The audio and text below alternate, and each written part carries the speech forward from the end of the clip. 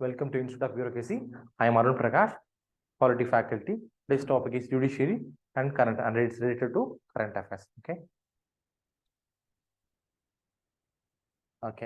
நமக்கு எல்லாருக்குமே தெரியும் judiciary is the one important organ of the government because government consists of three organs like legislature, executive and judiciary. So அதுல ஒரு important organ judiciary. So judiciary compositionல நமக்கு subordinate courts, அதுக்கப்புறம் high courts, அதுக்கு மேல supreme courts. So இப்படிதான் இருக்கு. ஓகேங்களா? So என்ன இருக்குன்னா கீழே சபார்டினேட் கோர்ட்ஸ், அதுக்கப்புறம் ஹை கோர்ட்ஸ், அதுக்கு மேல சுப்ரீம் கோர்ட்ஸ். ஸோ எல்லா லோவர் கோர்ட்ஸுமே சபார்டினேட் கோர்ட்ஸ் தான் வந்துடும். அதுக்கு மேல ஹை கோர்ட்ஸ், அதுக்கு மேல சுப்ரீம் கோர்ட்ஸ். ஸோ இதை ஒரு பிரமிடல் சிஸ்டம் கூட சொல்லலாம். ஓகேங்களா? ஒரு கீழே சபார்டினேட் கோர்ட்ஸுங்கிற கீழமை நீதிமன்றங்கள் கீழேயும், அதுக்கு மேல ஹை கோர்ட்ஸும், அதுக்கு மேல சுப்ரீம் கோர்ட்ஸும். இந்த கீழமை நீதிமன்றங்கள் ஒவ்வொன்றும் அதோடைய ஹைகோர்ட்டுடைய நிர்வாக கண்ட்ரோல், அட்மினிஸ்ட்ரேட்டிவ் கண்ட்ரோல் கீழே வரும். வேற ஹை கோர்ட்ஸ் வந்து சுப்ரீம் கோர்ட்டுடைய அட்மினிஸ்ட்ரேட்டிவ் கண்ட்ரோல்ல வராது. So all subordinate courts comes under the high courts, but all high courts are not comes under the administrative control of supreme court. ஓகேங்களா? ஸோ இதுதான் முக்கியமான காம்போசிஷன் ஆஃப் ஜுடிஷியரி. அடுத்தது நம்ம எல்லாருக்குமே தெரியும், இந்தியன் இண்டிபெண்டன்ஸ் ஆக்ட் 1947 நமக்கு சுதந்திரம் கிடைச்சது. அதே ஆக்ட்ல தான் ஸோ இங்கிலாந்துல இருக்கிற பிரைவேட் கவுன்சில் அப்படிங்கிற அப்ப இருந்த நமக்கு சுப்ரீம் கோர்ட் அப்படிங்கிறது இனிமே இந்தியாவுக்கு அதிகாரம் செலுத்த முடியாது அப்படிங்கிறது இந்தியன் இண்டிபெண்டன்ஸ் ஆக்ட் 1947 சொல்லப்பட்டுருச்சு. ஸோ அதன் அடிப்படையில் நமக்கான ஒரு சுப்ரீம் கோர்ட்டை நம்ம ஃபார்ம் பண்ண வேண்டிய ஒரு சூழ்நிலை ஏற்பட்டுச்சு. அதன் அடிப்படையில் அப்ப இருந்த ஃபெடரல் கோர்ட், அந்த ஃபெடரல் கோர்ட்டை நம்ம என்ன செஞ்சிட்டோம், சுப்ரீம் கோர்ட்டை மாத்திட்டோம். ஸோ அதுக்கு முன்னாடி இருந்த வரைக்கும் இருந்த அந்த ஃபெடரல் கோர்ட் அப்படிங்கிறது அதுக்கப்புறம் சுப்ரீம் கோர்ட்டா நமக்கு மாறிடுச்சு. ஸோ சுப்ரீம் கோர்ட்டோடைய ஃபார்மேஷன் பார்த்தீங்கன்னா 28th January 1950. சுப்ரீம் கோர்ட்டோடைய ஃபார்மேஷன் 28th January 1950. அதுக்கு முன்னாடி வரைக்கும் அது ஃபெடரல் கோர்ட்டா இருந்துச்சு. எப்படி 1937 to 50. ஸோ இந்த ஃபெடரல் கோர்ட்டுடைய ஃபார்மேஷன் எதனால ஏற்பட்டுச்சுன்னா, government of India act 1935 federal court அப்படிங்கிறது ஒரு அம்சம் இருந்ததுனால ஃபெடரல் கோர்ட் வந்து 1937 உருவாக்கப்பட்டுச்சு. அது 1950 வரைக்கும் செயல்பட்டுச்சு.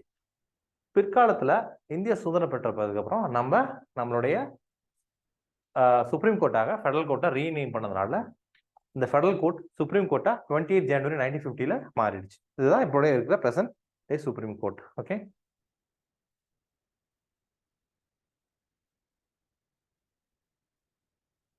ஓகே. இந்த ஒரிஜினலி சுப்ரீம் கோர்ட் ஃபார்ம் பண்ணப்ப அதோடைய காம்போசிஷன் எண்ணிக்கை எவ்வளோன்னா, ஒரு chief justice plus 7 other judges, ஒரு chief justice plus 7 other judges. அதுதான் originally supreme court formation form பண்ணப்ப மொத்தமே அதோடைய எண்ணிக்கை 8 தான், 1 + 7. இப்ப ஒரு chief justice of India plus 33 other judges, மொத்தம் 34 ஜட்ஜஸ். இதுதான் பிரசன்ட் சுப்ரீம் கோர்ட்டுடைய ஸ்ட்ரென்த். இப்ப பிரசன்ட் ஸ்ட்ரென்த் எவ்வளோ? 34, 1 + 33. ஓகேங்களா? Originally it was 1 + 7. Okay, so 1 + 7 8 ஜட்ஜஸ்ல 34 ஆயிருக்கு. ஸோ இந்த ஜட்ஜஸோடைய இன்க்ரீஸ் இருக்கு இல்லையா, இது வந்து ஆட்டோமேட்டிக்காக நடக்கல, அப்படி நடக்க முடியாது. ஏன்னா அரசியலமைப்பு சட்டம் 124 ஆர்டிகல் 124 சப்கிளாஸ் 1 அப்படிங்கிறது ஜட்ஜஸோடைய இந்த ஸ்ட்ரென்த்தை பத்தி பேசுறது, காம்போசிஷனை பத்தி பேசுறது. அது என்ன சொல்லுது அப்படின்னா, ஒரு சுப்ரீம் கோர்ட் ஜட்ஜஸோடைய ஸ்ட்ரென்த்தை இன்க்ரீஸ் பண்ணணும்னா அதை நம்ம எப்படி பண்ண முடியும்னா, through an act by law மடி தான் பண்ண முடியும். அது யார் பண்றதுன்னா பார்லிமெண்ட் தான் பண்ண முடியும். So parliament by law can increases the number of judges in the supreme court. அதுதான் பாராளுமன்றம் தன்னுடைய சட்டத்தின் மூலமாக உச்ச நீதிமன்ற நீதிபதியோட எண்ணிக்கையை கூட்ட முடியும் அப்படிங்கிறது தான் ஆர்டிகல் 124 சப்கிளாஸ் 1 அப்படிங்கிற சொல்லுது. To increase the number of judges in high courts. So உயர் நீதிமன்ற நீதிபதிகளை பொறுத்த வரைக்கும் இந்த மாதிரி பார்லிமெண்ட்ல ஒரு சட்டம் ஏற்று தான் அவங்களோட எண்ணிக்கையை கூட்ட முடியுமா அப்படின்னு கேட்டா அப்படி கிடையாது. உதாரணத்துக்கு மெட்ராஸ் ஹைகோர்ட்டுடைய ஸ்ட்ரென்த் இன்க்ரீஸ் பண்ணணும்னா நம்ம பார்லிமெண்ட்ல ஒரு லா மூலியமா தான் பண்ண முடியுமானா அப்படி இல்லை. அது எப்படி பண்ண முடியும்னா, president through an executive order, குடியரசுத் தலைவர் ஒரு உத்தரவின் பேரில் அந்த உயர் நீதிமன்ற நீதிபதியோட எண்ணிக்கையை கூட்ட முடியும். மெட்ராஸ் ஹைகோர்ட்டுடைய ஜட்ஜஸ் இன்க்ரீஸ் பண்ணணும்னா பிரசிடென்ட் ஒரு ஆர்டர் ப்ரொபோஸ் பண்ணாலே போதும், ஆட்டோமேட்டிக்கா மெட்ராஸ் ஹைகோர்ட் ஜட்ஜஸ் இன்க்ரீஸ் பண்ண முடியும். வேற சுப்ரீம் கோர்ட்டை பொறுத்த வரைக்கும் ஆர்டிகல் 124 சப்கிளாஸ் 1 என்ன சொல்லுது அப்படின்னா, parliament by law only can increase the number of judges. So அதன் அடிப்படையில் supreme court number of judges act 1956 அப்படின்னு ஒரு ஃபார்ம் பண்ணோம். அந்த சட்டத்தின்படி 1956 இந்த 8 ஜட்ஜஸ் அப்படிங்கிறது 11 ஃபர்ஸ்ட் இன்க்ரீஸ் பண்றோம். அதுக்கப்புறம் சப்சிக்வெண்ட்லி 1960 14, 78 18, 86 26, 2009 31, 2019 34. ஸோ இப்படிதான் ஆரம்பத்துல 8 நம்பரா இருந்தது, இப்போ 34 நம்பரா மாறி இருக்கு. சுப்ரீம் கோர்ட்டுடைய ஜட்ஜஸ் உடைய ஸ்ட்ரென்த் வந்து 34 மாறி இருக்கு. ஓகே, ஸோ பிலிம்ஸ் இப்போ நம்ம நடத்தினதுல இருந்து உள்ள ஒரு பிலிம்ஸ் கொஸ்டின்ஸ் ஒன்று பார்ப்போம்.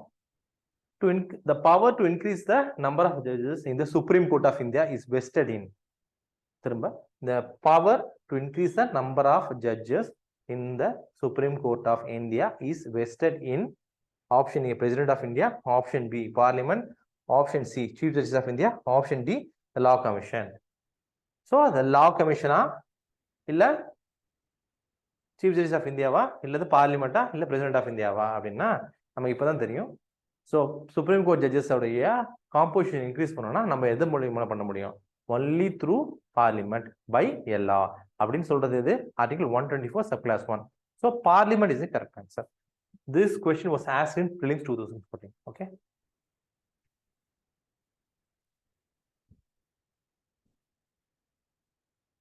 அதுக்கப்புறம் இந்த சுப்ரீம் கோர்ட் ஜட்ஜஸா இருக்கட்டும், ஹைகோர்ட் ஜட்ஜஸா இருக்கட்டும், இவங்களுடைய அப்பாயின்மெண்ட்ஸ் இப்போ 124 சப் கிளாஸ் 1ல வந்து காம்போசிஷன் ஆஃப் ஜட்ஜஸ், அதாவது supreme court judges plus high court judges உடைய எண்ணிக்கையை பத்தி பேசுறது. ஆனா 124 சப் கிளாஸ் 2 அப்படிங்கிற ஆர்டிகல் என்ன சொல்லுதுன்னா the appointment of judges பத்தி பேசுது. ஸோ 124 சப் கிளாஸ் 2 என்ன சொல்லுது அப்படின்னு பார்ப்போம். Every judge of Supreme Court shall be appointed by the President by warrant under his hand and seal after consultation. ரொம்ப முக்கியமான வார்த்தை consultation with such of the judges of the Supreme Court and of the High Courts in the states as the President may deem necessary for the purpose and shall hold office until he attains age of 65 years. So article 124 subclass 2 அப்படிங்கிறது judge supreme court plus well high court judges appointment பத்தி பேசுற ஒரு article. அதுல என்ன சொல்லிருக்கு அப்படின்னா every judge of the Supreme Court shall be appointed by the President by warrant under his hand and seal after consultation with the search of the judges of the Supreme Court and of the High Courts in the states as the President may deem necessary for the purpose and shall hold office until he attains the age of 65 years or retirement. இதுதான் சொல்லியிருக்கு. அப்ப chief justice supreme court high court ஜட்ஜஸோட அப்பாயின்மெண்ட்டை பொறுத்த வரைக்கும் supreme court ஜட்ஜஸோடைய consultation மூலயமா அரசு ஜட்ஜஸை appoint பண்ணணும் அப்படிங்கிறது ஆர்டிகல் 124 சப் கிளாஸ் 2 அப்படிங்கிறது சொல்லுது. ஓகேங்களா? ஸோ இதன் அடிப்படையில் ஒரு 3 விதமான கேசஸ் ஃபார்ம் ஆகும். அந்த 3 விதமான கேசஸ் அடிப்படையில் தான் நம்ம கொலிஜியம் சிஸ்டம் ஃபார்ம் ஆகுது. இப்போ ப்ரெசன்ட் டே சிஸ்டம் எப்படி அப்படின்னா இப்போ ஜட்ஜஸ் எப்படி அப்பாயிண்ட் பண்ணுறாங்க அப்படின்னா கொலிஜியம்ங்கிற ஒரு முறைமொழி தான் நம்ம ஜட்ஜஸ் அப்பாயிண்ட் பண்ணுறாங்க. அந்த கொலிஜியம்னா என்ன அர்த்தம் அப்படின்னா it comes from the root word college. காலேஜ்னா என்ன அர்த்தம்? குரூப் ஆஃப் பீப்புள் அப்படின்னு அர்த்தம். இந்த கொலிஜியம் சிஸ்டம் தான் supreme court as well as high court judges appoint பண்ற ஒரு அமைப்பா செயல்படுது. இந்த கொலிஜியம் எப்படி ஃபார்ம் ஆச்சு அப்படிங்கிறத பத்தி நம்ம பார்ப்போம். இதுல ஆர்டிகல் 124 சப் கிளாஸ் 2ல இந்த கன்சல்டேஷனுங்கிற வார்த்தைக்கு ஒரு ஒரு கைட்லைன் வேணும், இல்லை அதை பத்தி ஒரு கிளாரிட்டி வேணும் அப்படின்னு சொல்லிட்டு சுப்ரீம் கோர்ட்ல 3 விதமான வழக்குகள் வெவ்வேறு காலகட்டங்கள்ல தாக்கல் செய்யப்பட்டுச்சு. அதுல சுப்ரீம் கோர்ட் கொடுத்த ஜட்மெண்ட்ஸ் அடிப்படையில தான் இந்த கொலிஜியம்ங்கிற சிஸ்டம் ஃபார்ம் ஆகுது. அந்த வழக்குகள் என்ன அப்படிங்கிறத நம்ம பார்ப்போம். First case supreme court Gupta SP Gupta case 1982, அல்லாட்டி அதை ஃபர்ஸ்ட் ஜட்ஜஸ் கேஸ்ன்னு சொல்லுவாங்க. ஸோ இந்த கேஸ்ல தான் என்ன அர்த்தம்னா இந்த கொலிஜியத்தை பத்தி ஒரு ரெஃபரன்ஸை ஃபர்ஸ்ட் ஏற்படுது. அதுல என்ன சொல்றாங்கன்னா அந்த கன்சல்டேஷன்ங்கிற வார்த்தை it is effective but not binding அப்படின்னு சொல்றாங்க. அதாவது சுப்ரீம் கோர்ட் ஜட்ஜஸ் ஒரு லிஸ்ட் ஆஃப் பீப்புள் நேம high court as well supreme court judges ஆகிறதுக்கு அப்போ கவர்மெண்ட்டுக்கு அனுப்புவாங்க. அந்த லிஸ்ட்ல இருந்து கவர்மெண்ட் வந்து supreme court as well high court ஜட்ஜஸோட அப்பாயிண்ட் பண்ணணும் அப்படிங்கிறது ஃபர்ஸ்ட் எஸ்பி குப்தா கேஸ் 1982ல ஃபர்ஸ்ட் ஜட்ஜஸ் கேஸ் அப்படின்னு சொல்ற இந்த கேஸ்ல சுப்ரீம் கோர்ட் தான் கைட்லைன்ஸ். அதுல அவங்க சொல்ல வர விஷயம் என்ன அப்படின்னா இந்த கன்சல்டேஷன்னா அரசாங்கம் வந்து சுப்ரீம் கோர்ட் கொலிஜியத்தை கன்சல்ட் பண்ணணும் அப்படின்னா என்ன அர்த்தம்னா அவங்கள்ட்ட ஒரு லிஸ்ட் ஆஃப் ஜட்ஜஸ் நேம்ஸை வாங்குறாங்க இல்லையா, அது ஒரு எஃபெக்டிவ். ஆனா அவங்கள தான் அப்பாயிண்ட் பண்ணணும் அப்படிங்கிறது கட்டாயம் கிடையாது. Not binding but not binding.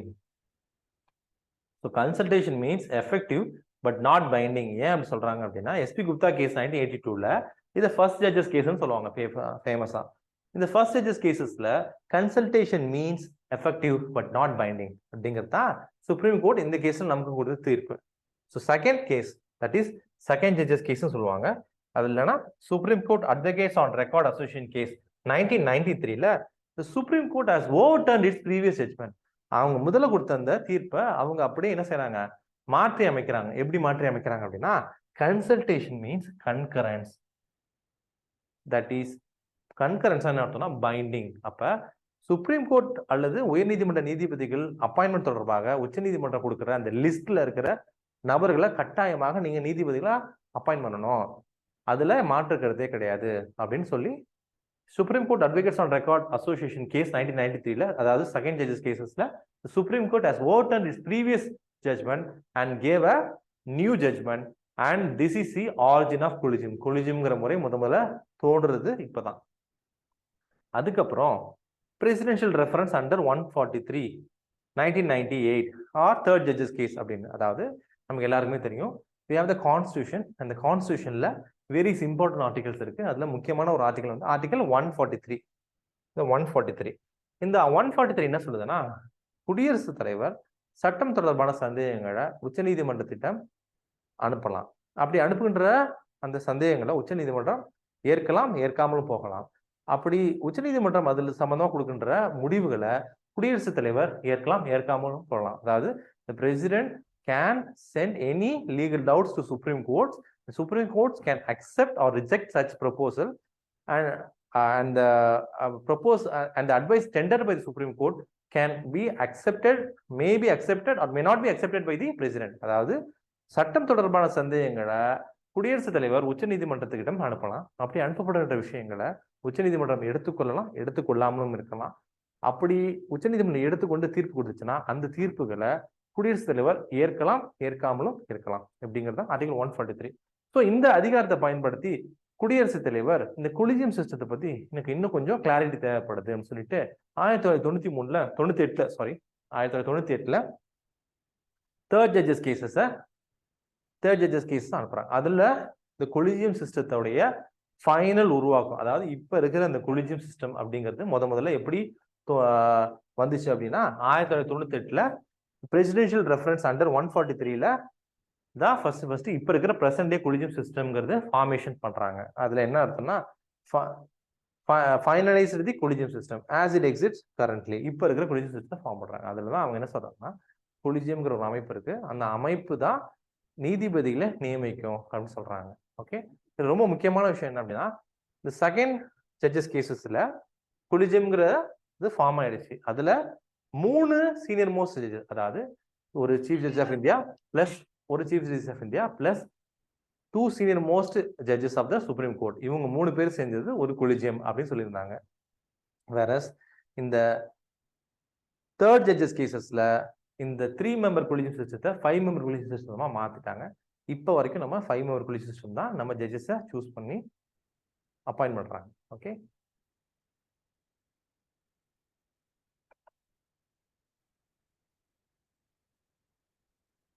Okay, இந்த 5 மெம்பர் கொலிஜியம் சிஸ்டம் அப்படிங்கிறது எப்படின்னா ஒரு chief justice plus 4 senior most chief justice இருப்பாங்க. இவங்க தான் கொலிஜியம் சிஸ்டம். இந்த கொலிஜியம் சிஸ்டம் தான் ஜட்ஜஸோடைய அப்பாயின்மெண்ட், டிரான்ஸ்ஃபர்ஸ் எல்லாத்தையுமே ப்ரொமோஷன்ஸ் மீன்ஸ் ஹைகோர்ட் ஜட்ஜஸை சுப்ரீம் கோர்ட் ஜட்ஜை எலிவேட் ஆகிறது, இது எல்லாத்தையுமே டீல் பண்ணுவோம். ஸோ இந்த கொலிஜியம் அப்படிங்கிற முறை தான் இந்தியாவில் நமக்கு ஒரு முக்கியமான முறை. இதில் பற்றி விமர்சனங்களும் இருக்குது. உலகத்தில் எங்கேயுமே ஜட்ஜஸ் அப்பாயின்ட் பண்ணுறது கிடையாது, இந்தியாவில் மட்டும் தான் இந்த கொலிஜியம்ங்கிற முறை இருக்குது அப்படின்ட்டு. ஆனால் அதே சமயத்தில் இது வரைக்கும் இந்த கொலிஜியம் முறை தான் நீதிபதிகளை உச்சநீதிமன்றம் மற்றும் உயர்நீதிமன்ற நீதிபதிகள் நியமிச்சுட்டு இருக்காங்க. இப்போ இது சம்மந்தமாக ஒரு கரண்ட் அஃபேர்ஸ் நம்ம பேசுவோம். என்ன அப்படின்னா எப்போதுமே இந்த 5 மெம்பர் கொலிஜியம் சிஸ்டம் அப்படிங்கிறது எப்படின்னா first chief justice of India, அதுக்கப்புறம் 4 சீனியர் மோஸ்ட் ஜட்ஜஸ். சீனியாரிட்டி அப்படிங்கிறது not in terms of age but in terms of their service under to the judiciary. அப்படின்னா என்ன அர்த்தம்னா சீனியாரிட்டினா 7 வருஷம் ஒருத்தர் ஜட்ஜா இருக்காரு, இன்னொருத்தர் 5 வருஷம் ஜட்ஜா இருக்காரு அப்படின்னா அந்த 7 வருஷம் ஜட்ஜா இருக்காருலே அவர் தான் சீனியர் மோஸ்ட் ஜட்ஜ். அப்புறம் 5 வருஷம் இருக்கிறவர் அவருக்கு அடுத்த சீனியர்ல வருவார். இப்படிதான். ஸோ இதுதான் சீனியர் மோஸ்ட் ஜட்ஜஸ் அப்படிங்கிறது. இந்த 5 மெம்பர் கொலிஜியம் சிஸ்டத்துல எப்போதுமே பாத்தீங்கன்னா சீஃப் ஜஸ்டிஸ் ஆஃப் இந்தியா இருப்பாரு. அவருக்கு அடுத்து சீனியர் மோஸ்ட் ஜட்ஜா இருக்கிறவர் chief justice of India retire ஆனதுக்கு அப்புறம் அவர் என்ன செய்வாரு, சீஃப் ஜஸ்டிஸ் ஆஃப் இந்தியாவா வருவார். ஆனா இந்த ஃபர்ஸ்ட் டைம் ஹிஸ்டரியில இப்ப இருக்கிற chief justice of India is the youngest chief justice of India. அதாவது இப்ப இருக்கிற பிரசன்ட் சீஃப் ஜஸ்டிஸ் ஆஃப் இந்தியாவுடைய பேர் என்ன, டிஒய் சந்திரசூட். டிஒய் சந்திரசூட் தான் 50th chief justice of India கூட. ஓகேங்களா? இவரு என்னன்னா, இவரு ரிட்டையர் ஆனதுக்கு அப்புறம் அடுத்து செகண்ட்ல இருக்கிறவர், செகண்ட் சீனியர் மோஸ்ட் ஜட்ஜா இருக்கிறவர் ஃபர்ஸ்ட் சீனியர் மோஸ்ட் ஜட்ஜ் ஆகி அவர் தான் சீஃப் ஜஸ்டிஸ் ஆஃப் இந்தியாவா ஆயிடுவார். ஆனா இந்த வாட்டி he turns out to be the youngest chief justice of India. யாரு, டிஒய் சந்திரசூட். அவர் present chief justice of India வருது. Is the youngest chief justice of India. அப்படின்னா என்ன அர்த்தம் அப்படின்னா, அவரு தனக்கு அடுத்து இருக்கிற second most senior most judges retire ஆனதுக்கு அப்புறம், அதுக்கப்புறம் third senior most judges retire ஆனதுக்கு அப்புறம், fourth senior most judges retire ஆனதுக்கு அப்புறம், fifth senior most judges retire ஆனதுக்கு அப்புறம் தான் இப்ப இருக்கிற chief justice of India retire ஆகிறார். அப்படின்னா என்ன அர்த்தம் அப்படின்னா, இப்ப இருக்கிற சீஃப் ஜஸ்டிஸ் தனக்கு கீழே இருக்கிற 4 சீஃப் ஜஸ்டிஸோடைய ஃபேரல் பார்ட்டியும் பண்ணிட்டு தான் அதுக்கப்புறம் தான் அவர் தன்னுடைய ரிட்டையர்மெண்ட் ஃபங்க்ஷனை என்டர் பண்றாரு. ஸோ இதனால என்ன ஆகுது அப்படின்னா ஒன்றும் கிடையாது, கொலிஜியம் சிஸ்டத்துல தான் சுப்ரீம் கோர்ட் ஹைகோர்ட் ஜட்ஜஸோடைய அப்பாயின்மெண்ட் நடக்கும் நான் சொல்லிட்டேன். ஸோ தனக்கு அப்புறம் யார் தான் கூட தனக்கு அப்புறம் யார் சீஃப் ஜஸ்டிஸ் யார் ஜட்ஜஸ் அப்பாயிண்ட் ஆகிறாங்களோ அந்த ஜட்ஜஸை தீர்மானிக்கிறது வந்து குழுவில் அந்த கொலிஜியம்ங்கிற முறையில் next chief justice of India இருக்கணும். ஆனால் இந்த வாட்டி அடுத்த chief justice of India 6th ரேங்க்ல இருக்கிறார். ஸோ இந்த 5 மெம்பர் கொலிஜியம் சிஸ்டம் அப்படிங்கிறத நம்ம 6 மெம்பர் கொலிஜியம் சிஸ்டமா மாத்திருக்காங்க இந்த வாட்டி தான். This is the first time இந்த history of judiciary of Indian supreme court 6 member collegium system is formed because the next chief justice of India is in the 6th position. So he cannot take part in the collegium system. இந்த collegium சிஸ்டத்துல அவரால் பங்கு பெற முடியல அடுத்த உச்ச நீதிமன்ற நீதிபதி, ஏன்னா அவர் 6வது இடத்துல இருக்கார். ஆனா இருக்கிறது 5 மெம்பர் கொலிஜியம் சிஸ்டம். ஸோ இந்த இப்ப இருக்கிற சீஃப் ஜஸ்டிஸ் எல்லா தனக்கு கீழே இருக்கிற 4 சீஃப் ஜஸ்டிஸும் ரிட்டையர் ஆனதுக்கு அப்புறம் தான் அவரு ரிட்டையர் ஆவார். ஸோ இது அடுத்த வர சீஃப் ஜஸ்டிஸ் ஆஃப் இந்தியா வந்து இந்த கொலிஜியம் சிஸ்டத்தை பங்கு பெற முடியல. So this is first time a 6 member collegium system is formed in the history of Indian judiciary. Okay, thank you for listening. See you in the next video.